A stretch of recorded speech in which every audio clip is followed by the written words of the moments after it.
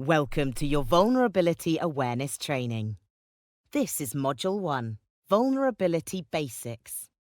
This training is designed to help you gain the awareness, knowledge and skills you need to support a person who's vulnerable to make good decisions. It will help your organisation to provide what customers want in a way that protects the organisation from criticism and reputational damage. Learning objectives. What may define someone as vulnerable? Recognizing the signs of vulnerability. What a vulnerable person might say during a call. How to meet the needs of vulnerable customers. Tools and resources to consider. Things to say and not say, terminology. Policies and procedures. Keeping records.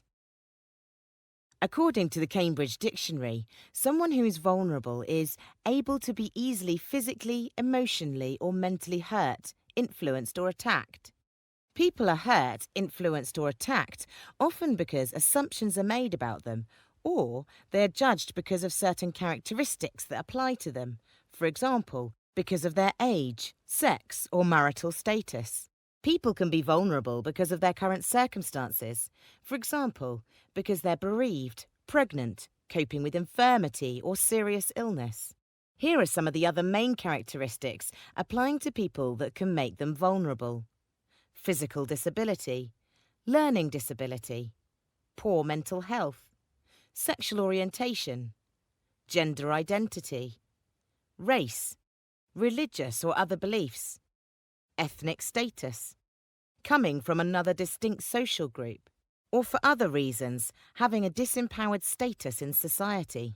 The bias we bring to situations can be conscious or unconscious, so be mindful of this and take care to treat people as unique individuals.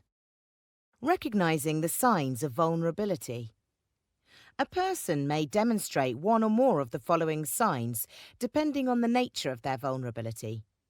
An inability to make decisions, constant repetition, answering yes to all questions, a lack of emotional responsiveness, confusion, being slow in speech and/or having a monotonous tone of voice, asking unrelated questions or making irrelevant points, excessive worrying, including requiring repeated reassurance, a lack of patience, displaying irritability or anger, a lack of concentration, difficulty understanding the conversation or the questions asked. What a vulnerable person might say during a call. My partner, friend, family member always dealt with these things. I'm feeling alone, scared, anxious, sad, stressed. I can't cope or deal with this now. Leave me alone. Don't pressure me. Give me time to think, respond. They might say yes to everything, but fail to keep up with the conversation. Or they may directly disclose a vulnerability. How to meet the needs of vulnerable customers. At the start of your contact with a customer, be clear about the information you need and the questions you will ask. Ask how your customer likes to communicate. If they're anxious or do not want to talk on the phone, suggest email or live chat if that's a possibility. Ask in which format they would like any documentation and, if needed, check there is someone to help them with it. Be mindful of your tone of voice and speak clearly. For people with a visual impairment, provide large print physical copies, digital formats and braille. For people with visual and hearing impairments, provide audio tools if available. Be understanding, patient and empathetic, understanding and sharing the feelings of others, rather than sympathetic, feeling pity and sorrow for someone else's misfortune. Listen to the customer and then give them time to think and respond, especially if you're giving information that is sensitive or difficult to handle. Offer to call back later, if necessary, at a prearranged time. The most common cause of misunderstanding is not listening properly. Pay full attention and don't race ahead to your next point. you could miss vital information. It may also increase your chances of not achieving the outcome you want. Be mindful that vulnerabilities can be complex, changeable, and unique to the individual. No two people with the same vulnerability will be the same, and vulnerabilities present in different ways. So always take an approach right for the person you're in contact with. Taking the time to find out the support they need will benefit them and you. When closing your contact, summarize key points and decisions. Check that the customer has no more questions and has understood everything. Check that they're happy with the outcome of the call. This gives you another opportunity to be sure that the customer is not in an emotional state, agreeing with you just to make the contact end sooner. A note on discrimination. Discrimination can be direct, making judgments or taking actions based on known or assumed protected characteristics or vulnerabilities. Or indirect, where a policy or procedure applies to everyone but has an impact on someone with a protected characteristic or vulnerability for no justifiable reason. Throughout your contact, be mindful not to discriminate. Avoid discrimination by using correct terminology, avoiding words, phrases, and statements that stigmatize. We look at this in a little more detail later in this module. Tools and resources to consider. An acronym that you may find useful is CARE. Comprehend. Is your customer able to understand the conversation? Assess. Is your customer able to make decisions? Retain. Does your customer appear able to retain the information you're giving them? Evaluate. How well does your customer express, explain, or communicate their decisions? Are they engaging in two-way conversation, or simply agreeing with you to keep up appearances or to end the call sooner? Another useful acronym is BRUCE. B. Behaviours. Identify any behaviours which may suggest your customer is vulnerable. R. Remembering. Is your customer struggling to remember what you've said or decisions that you've made? U. Understanding. Is your customer able to demonstrate an understanding of the content of the call? C. Communicating. Is your customer able to articulate their requests, concerns, and thoughts? Are they able to communicate any decisions which are required? E. Evaluating.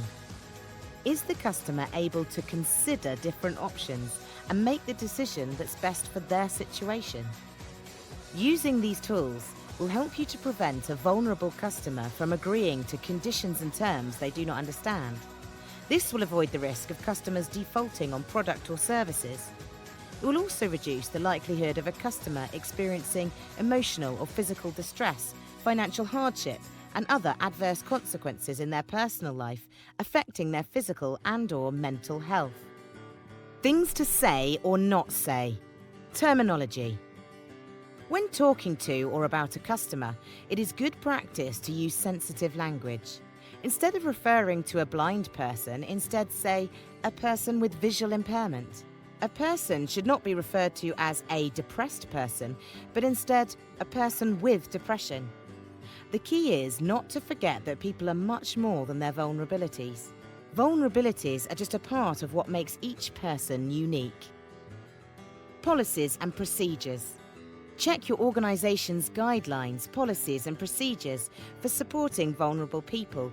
Become familiar with them and adopt them as appropriate. Keeping records. Records about your customers should be stored securely and kept confidential. Recording appropriate information about your customers' vulnerabilities and their preferences for dealing with them will allow you to respond in the most helpful way to their needs.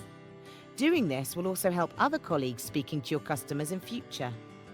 It will also remind you of any adjustments you need to make and to seek in-house specialist support if required.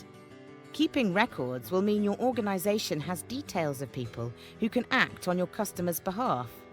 Having accurate, comprehensive records will make it easier to share information with customers in a legally compliant way. Priority Services Register. Some industries, for example energy, water and telecoms in the UK, are required to maintain a register of customers who will need a rapid response in the event of an interruption to their services. If your organisation is required to maintain a priority services register, be sure to record all the information required to track eligible customers to ensure your organisation is able to respond to them as efficiently as possible. Summary. In this module, we have learned that it is important for organisations to spot vulnerability in their customers to protect their customers and the organisation. If someone is easily physically, emotionally or mentally hurt, influenced or attacked, that makes a person vulnerable. There are many signs to look for, and we have identified some of the most obvious in this module. Be mindful that other signs can be more subtle. There are some stock phrases to look out for, providing more clues as to whether a person is vulnerable. Some people may tell you directly. Meeting the needs of vulnerable people is not straightforward. No two people will present in the same way, and it's important not to make assumptions about what they need. You may need to make more than one contact to complete your business. CARE and BRUCE are useful acronyms to help you. Using sensitive language is good practice, and using appropriate terminology will make your customer feel valued. You should be familiar with your organisation's vulnerability policies and procedures. Keeping accurate records will help you support your customers and your organisation to provide information in a legally compliant way. Doing this will ensure that industries required to respond to priority service customers will be able to do so as efficiently as possible.